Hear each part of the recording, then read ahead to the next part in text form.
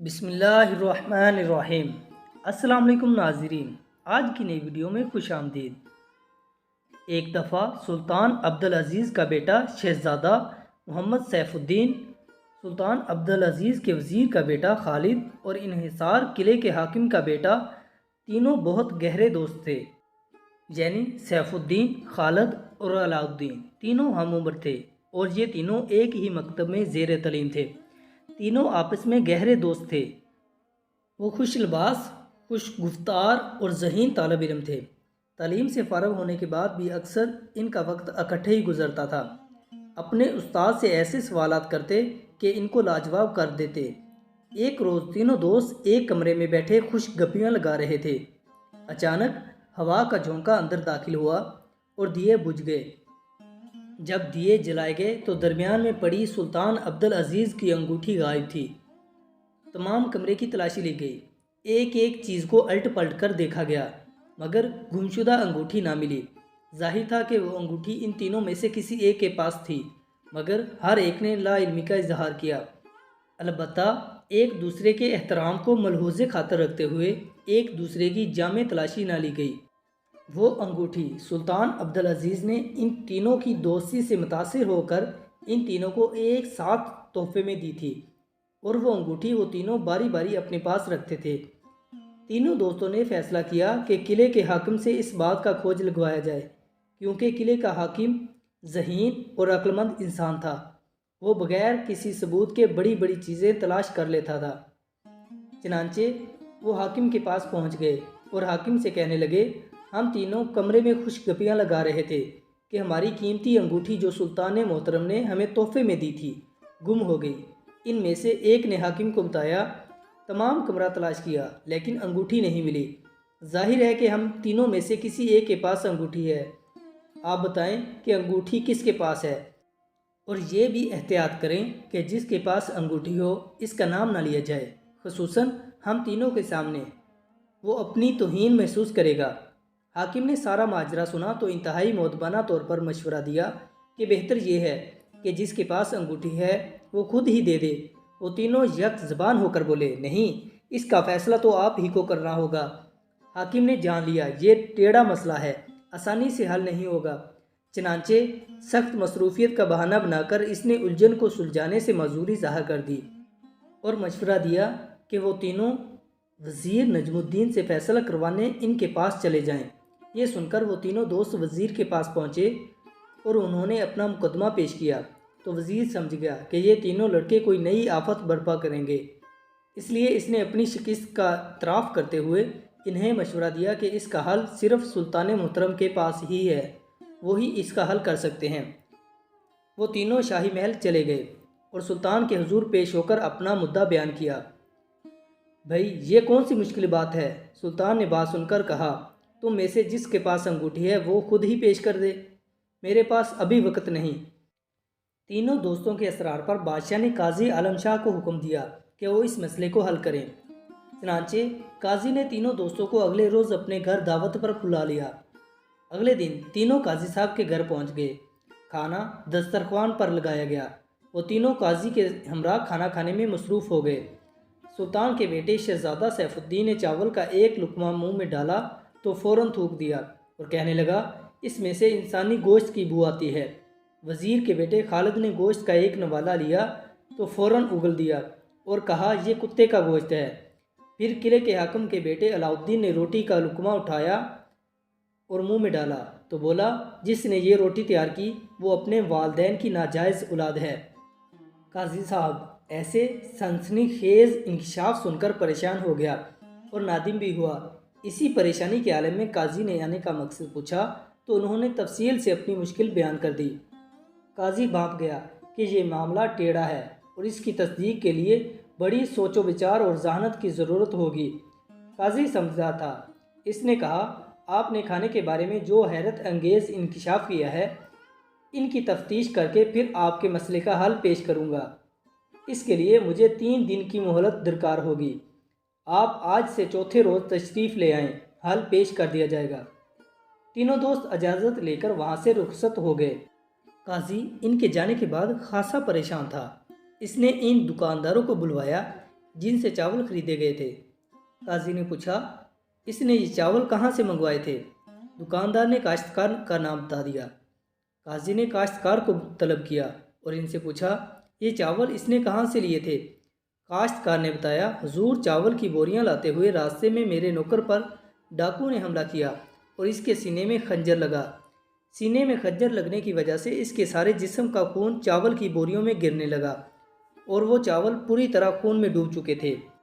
لیکن میں نے ان ڈاکوؤں سے جان چھڑا کر ان چاولوں کو اچھی طرح دھو کر اس دکاندار کے حوالے کر دیے تھے۔ قاضی سمجھ گیا کہ سلطان عبدالعزیز کا بیٹا سچا تھا اور اسے انسانی گوشت کی بو کیوں محسوس ہوئی تھی۔ اس کے بعد قاضی نے قصاب کو بلوایا جس سے گوشت خریدا گیا تھا۔ قاضی نے دریافت کیا کہ وہ گوشت جو اس نے دیا تھا وہ کس چیز کا تھا۔ قصاب نے جواب دیا کہ بکرے کا۔ قاضی نے پوچھا، بکرا تم نے کہاں سے لیا؟ تو اس نے بیوپاری کا نام بتا دیا۔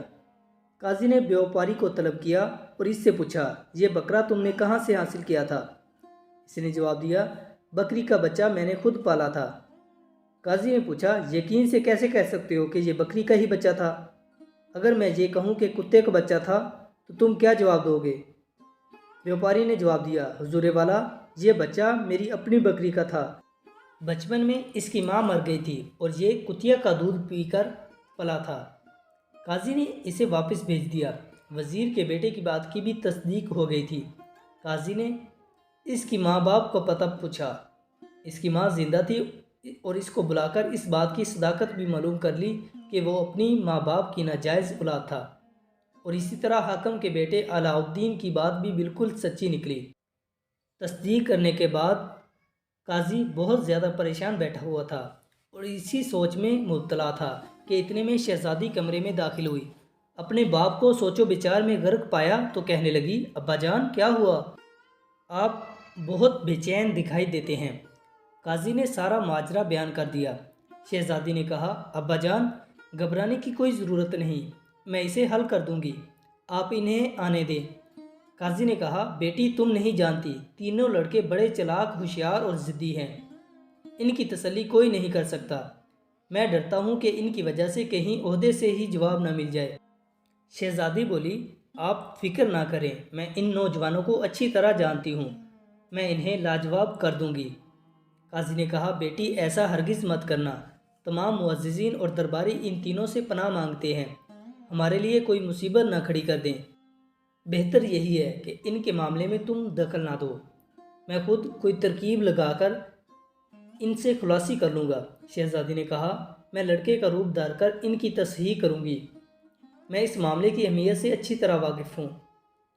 چوتھے روز تینوں دوست قاضی کے گھر پہنچ گئے۔ قاضی نے انہیں آراستہ کمرے میں احترام سے بٹھایا اور کہا، تمہارے سوال کا جواب میری نوجوان بیٹی دے گی۔ اتنے میں قاضی کی بیٹی عربی نوجوان کے روپ میں داخل ہوئی۔ قاضی نے اس کا تعارف مہمانوں سے کرایا کہ یہ میرا بیٹا شمس الدین ہے، حال ہی میں اپنی تعلیم مکمل کر کے آیا ہے۔ تینوں دوست اس حسین خوبرو لڑکی کو دیکھنے لگے۔ شہزادہ سیف الدین نے کہا، یہ لڑکے کے روپ میں انتہائی ذہین اور سمجھدار لڑکی ہے۔ خالد نے کہا، یہ بے حد حسین اور بے شمار خوبیوں کی حامل ہے۔ علاء الدین نے کہا، اس کے ستارے بڑے بلند ہیں، اس کے خوبصورت چہرے پر عجیب دلکشی پیدا ہوتی ہے، مگر یہ ہمیں احمق سمجھتی ہے۔ شہزادی نے یہ تبصرے اپنے متعلق سنے تو اپنے سر سے امامہ اتار دیا اور اس کے سنہرے گھنگریالے بال اس کی خوبصورت چہرے پر عجیب دلکشی پیدا کرنے لگے۔ پھر اس نے اپنا نقاب اتارا تو نیچے پہنا ہوا قیمتی لباس اس کی رونائی میں مزید اضافہ کرنے لگا۔ تینوں دوستوں نے جب اس حسینہ کو دیکھا تو اس وقت یہ یونانی شہزادی معلوم ہوتی تھی۔ آپ نے درست فرمایا، میں لڑکی ہوں، شہزادی بولی۔ اس نے کہا، اور ہو سکتا ہے کہ آپ کی دوسری باتیں بھی درست ہوں، میں بہرحال آپ کی مشکل کا حل تلاش کرنے کی کوشش کروں گی۔ مجھے بتائیے کہ مسئلہ کیا ہے؟ سلطان عبدالعزیز کے بیٹے سیف الدین نے اپنے ہوش و حواس درست کرتے ہوئے کہا، اے حسینہ وفا کی شہزادی، ہم تینوں دوست کمرے میں بیٹھے خوش گپیاں لگا رہے تھے، اچانک دیا بجھا اور ہماری انگوٹھی گم ہو گئی۔ پورے کمرے کی تلاشی لینے پر انگوٹھی نہیں ملی۔ وہ انگوٹھی اب ہم تینوں میں سے کسی ایک کے پاس ہے، آپ بتائیے گا کہ کس کے پاس ہے۔ غلط لڑکے کا نام ہرگز نہ لیجیے گا کیونکہ وہ اس میں اپنی بے عزتی محسوس کرے گا۔ شہزادی نے کہا، اگر آپ میں سے کسی ایک کے پاس وہ انگوٹھی ہے تو خود ہی واپس کر دے، اس میں رکاوٹ کیا ہے؟ خالد کہنے لگا، ہم میں سے کوئی بھی نہیں بتا رہا، اسی لیے تو آپ کے پاس آئے ہیں۔ اس کا فیصلہ انتہائی ضروری ہے۔ شہزادی نے کہا، درست ہے، اس کا فیصلہ میں کر دیتی ہوں کہ سلطان عبدالعزیز کی قیمتی انگوٹھی کس کے پاس ہے، لیکن اس سے پہلے میں آپ کے سوال کے جواب میں آپ کو ایک واقعہ سنانا چاہتی ہوں۔ آپ اسے سن لیں، یہ بالکل سچی داستان ہے۔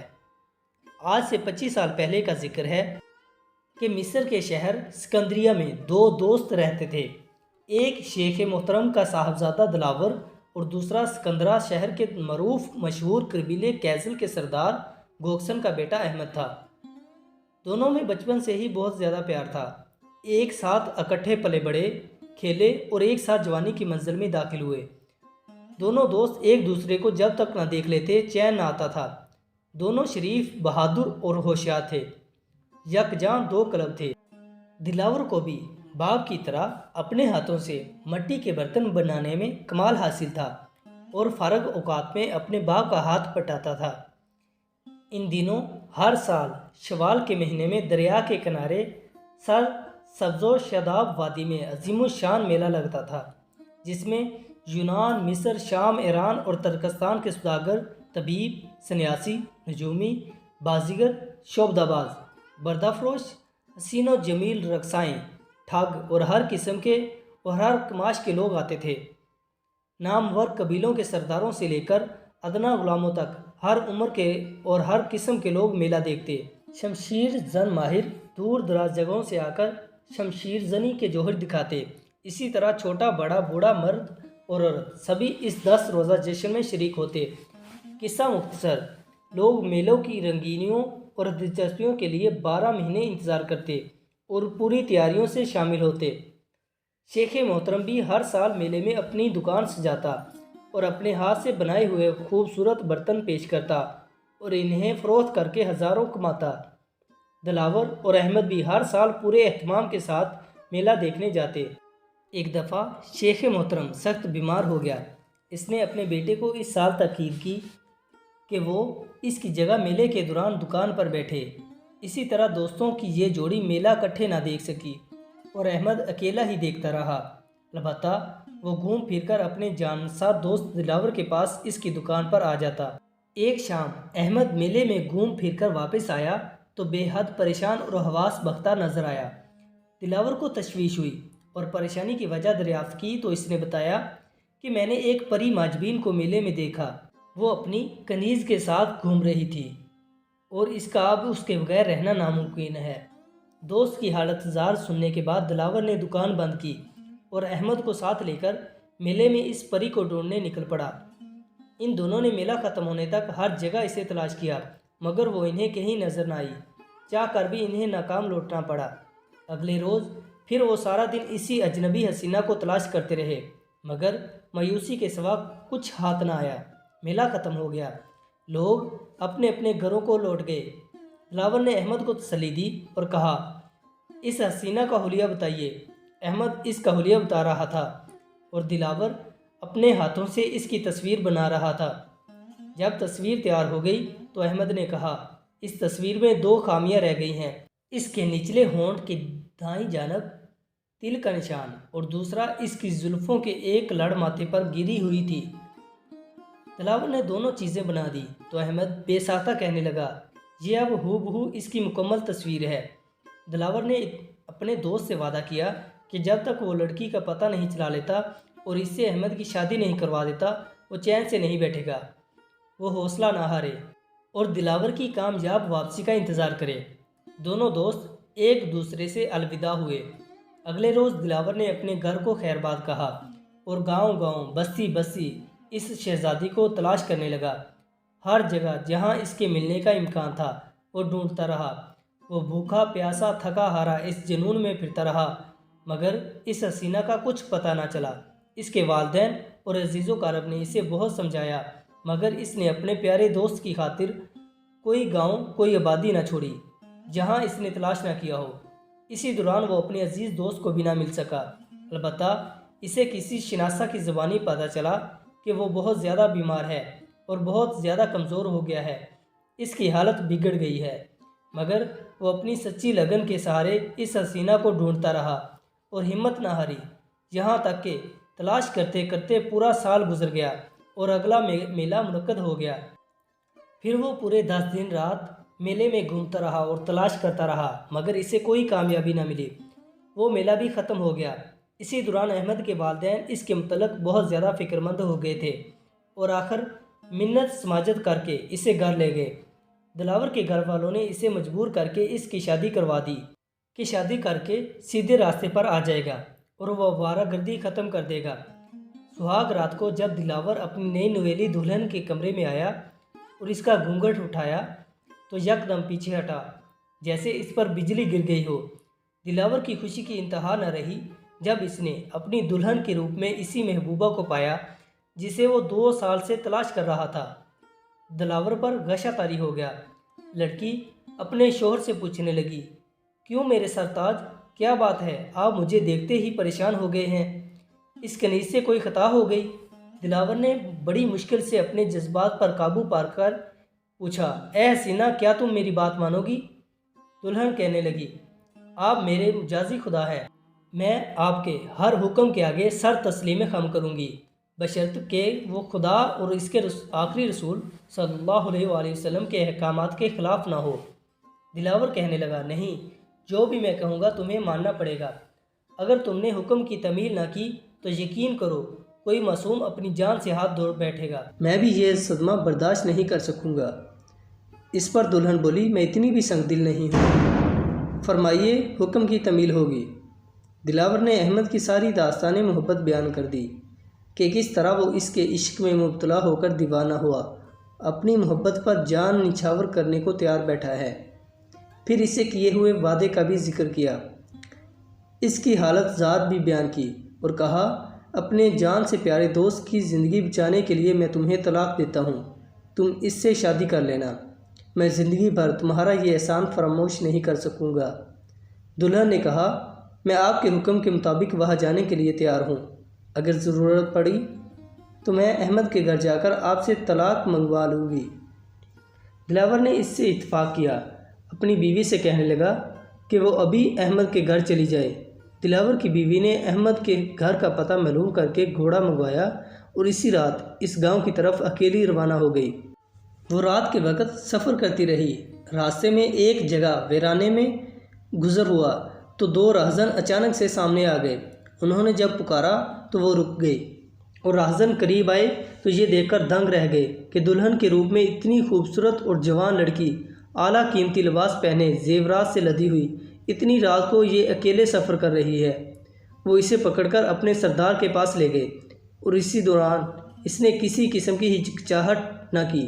سردار نے دیکھا قیامت خیز دلہن کے روپ میں لڑکی اس کے سامنے کھڑی ہے تو محویت میں کچھ دیر گم رہا، پھر بولا، تمہارے لباس اور قیمتی زیورات سے معلوم ہوتا ہے تمہاری شادی ہوئی ہے، لیکن ایسی صورت میں اکیلے سفر کرنا میری سمجھ میں نہیں آ رہا۔ آخر کون سی مجبوری تھی جسے کی وجہ سے تمہارے گھر والوں نے تمہیں ایسا کرنے کی اجازت دی؟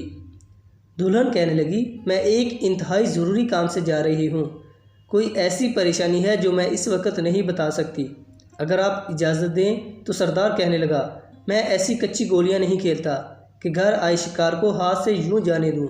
لڑکی نے کہا، بے شک آپ درست فرماتے ہیں، مگر میں صدقے دل سے بات کر رہی ہوں، کل شام سے پہلے اس سے زیادہ زیور، نقدی اور قیمتی کپڑے اپنے ساتھ لے کر آپ کی خدمت میں حاضر ہو جاؤں گی۔ اس وقت اگر میں نہ گئی تو ہو سکتا ہے کہ کوئی قیمتی جان ضائع ہو جائے۔ میں بزدل نہیں ہوں، اگر مجھے ڈر یا خوف ہوتا تو میں اکیلے سفر نہ کر رہی ہوتی۔ سردار لڑکی کی دلیری سے بہت متاثر ہوا اور کہنے لگا، چلو یہ بھی آج آزما لیتے ہیں، میں اپنے آدمیوں سے کہتا ہوں کہ تمہیں منزل مقصود تک چھوڑ دیں۔ دلہن نے کہا، نہیں، ایسا نہیں ہوگا، میں اکیلے سفر کروں گی اور آپ سے کیا ہوا اپنا وعدہ ضرور پورا کروں گی۔ دلہن وہاں سے چل کر سیدھا احمد کے گھر پہنچی اور احمد سے ملنے اس کے کمرے میں گئی۔ احمد نے جب اس شہزادی کو اچانک اپنی آنکھوں کے سامنے دیکھا تو بہت حیران ہوا۔ اس کی لازوال محبت کی حسینہ اس کے سامنے کھڑی تھی۔ اس کے سپنوں کی حسین تعبیر اس کے روبرو تھی۔ وہ خاموش نگاہوں سے اپنی محبوبہ کو دیکھ رہا تھا۔ اس حسینہ نے خاموشی توڑی اور کہا، آپ نے میری چاہت کی اور یہ ادنا کنیز آپ کی خدمت میں حاضر ہو گئی ہے۔ احمد نے جب یہ الفاظ ترنم آواز میں اس حسینہ کے منہ سے سنے تو بڑے مؤدبانہ لہجے میں کہنے لگا، اے پرستان کی شہزادی، تم کون ہو اور کہاں سے آئی ہو؟ تمہارا لباس اور چہرہ بتا رہا ہے تم نئی نویلی دلہن ہو۔ مجھے بتاؤ یہ قصہ کیا ہے؟ دلہن کہنے لگی، آپ کو اس سے کیا مطلب؟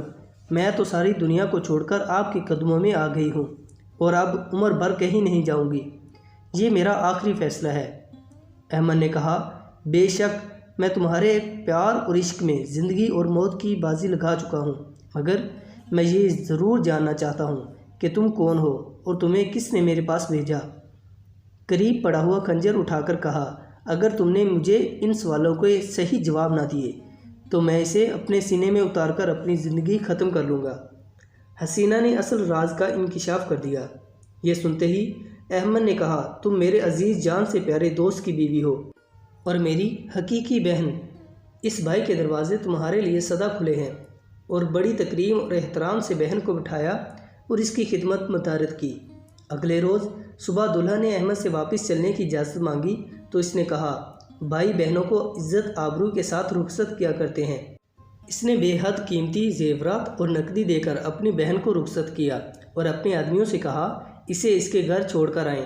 دلہا نے اکیلے ہی جانے کی ضد کی تو احمد کہنے لگا کہ اتنے زیورات اور نقدی وغیرہ کے ساتھ تمہارا اکیلے سفر کرنا مناسب نہیں، مگر وہ ڈٹی رہی اور کسی کے ساتھ جانے پر تیار نہ ہوئی۔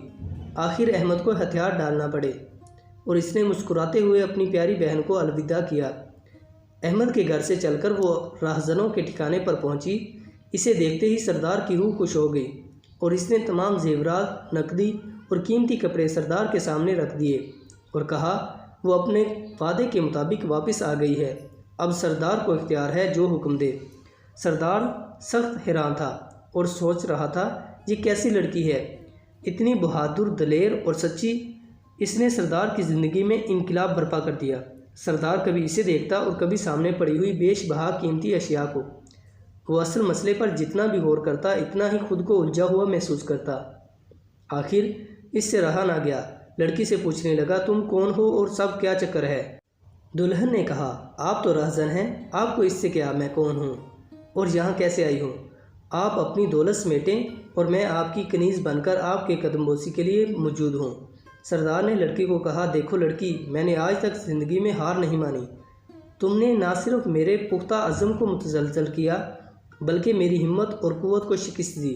میں تمہاری داستان ضرور سنوں گا، خواہ اس کے لیے مجھے اپنی زندگی سے ہی کیوں نہ ہاتھ دھونا پڑ جائے۔ لڑکی نے اپنی پوری داستان سردار کو بیان کر دی۔ سردار بڑی دلچسپی سے سنتا رہا۔ جب لڑکی اپنی داستان ختم کر چکی تو سردار کہنے لگا، میں تم جیسی ذہین اور بہادر لڑکی کو اپنی بیٹی بنا کر فخر محسوس کروں گا۔ آج سے تم میری بیٹی ہو۔ اس کے بعد دلہا نے سردار سے اجازت چاہی۔ سردار کہنے لگا، باپ بیٹیوں کو ایسے رخصت نہیں کیا کرتے۔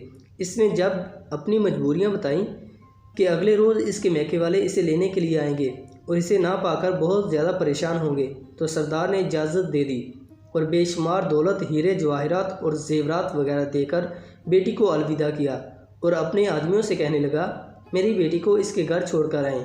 لڑکی نے کہا، میں اکیلی آئی تھی، اکیلی ہی چلی جاؤں گی۔ سردار نے بیٹی کے سر پر ہاتھ پھیر کر رخصت کیا۔ وہاں سے چل کر دلہن اپنے خاوند کے گھر پہنچی۔ دلاور اسے دیکھ کر حیران رہ گیا۔ اپنے شوہر کو تفصیل سے اس سفر کی داستان سنائی تو وہ خدا کا شکر ادا کرتے ہوئے سجدے میں گر گیا۔ قاضی کی بیٹی نے یہ داستان یہاں ختم کرتے ہوئے تینوں دوستوں سیف الدین، خالد اور علاء الدین سے باری باری پوچھا کہ آپ بتائیں کہ اصل قربانی کس نے دی؟ سب سے پہلے سیف الدین نے جواب دیا، اصل قربانی دلاور نے دی، جس نے اپنا وعدہ پورا کرنے کی خاطر اپنی بیوی کو اپنے دوست کے پاس بھیج دیا۔ خالد نے کہا، نہیں، حقیقی قربانی تو احمد کی تھی، جس نے اس لڑکی کو دل و جان سے چاہا اور جس کے لیے وہ موت و حیات کی کشمکش میں مبتلا ہو گیا۔ اب جب پتہ چلا کہ وہ حسینہ اس کے پیارے دوست کی بیوی ہے تو اس نے اسے بہن بنا لیا اور اس کا اظہار واقعی بے مثال ہے۔